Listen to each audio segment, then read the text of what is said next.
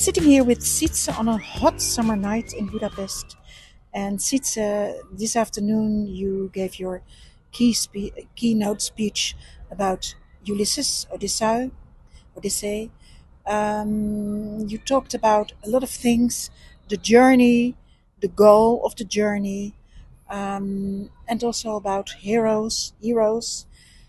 Um, who are the heroes in our profession? The supervisors, the supervisees? I think none of them. I don't think supervisors are heroes. I don't think supervisees are heroes. And if they try to be, they are not really engaging themselves in supervision.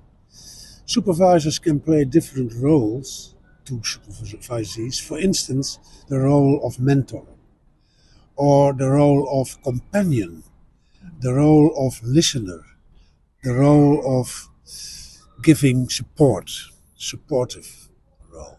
The role also of asking further questions, getting beyond the words or the narratives of the supervisee. But don't try to be a hero. We are not in a shooting match. It's not a Wild West film. You also talked about myths, metaphors. How can we use them in supervision? What do we do without them? Okay, what do we do without stories? So let's start with metaphors. I think metaphors are very useful. It's one way of trying to get beyond the words that are used in the conversation with your supervisees or with your coaches. But metaphors are actually only trying to say the same or something slightly different in other words. And there is no end to that. There is no really end to that.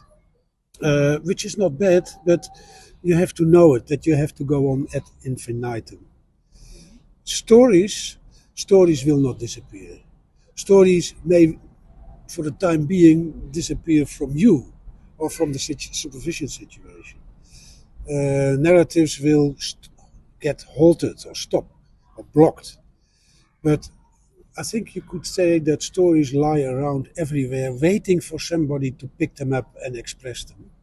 That it is possible that you miss somebody very dearly that is not even born yet, and is waiting to be born also in your mind. You talked also about and made us read two poems of the poet Caffavis. Can you tell, in short, something about him? Caffavis was a very famous. He became famous after his death. He was a Greek Alexandrian poet in the second half of the 19th century and the first half of the previous century, 20th century. And he made some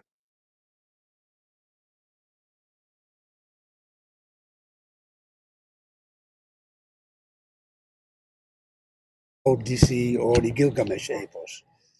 And that is very interesting because these are very old narratives, very old myths, and that means that you also get into contact with your forebears and other people, and you notice that we deal with very human problems that are not to be solved, that cannot be solved, only be handled and be lived with. Learn to cope with it. Learn to cope with it. So you ended your speech with a couple of reflections. Yes. About all this what you told. Can you tell us something about your reflections? Yes, but it's. I think it's important, and that's a moral conviction that perhaps we should not look.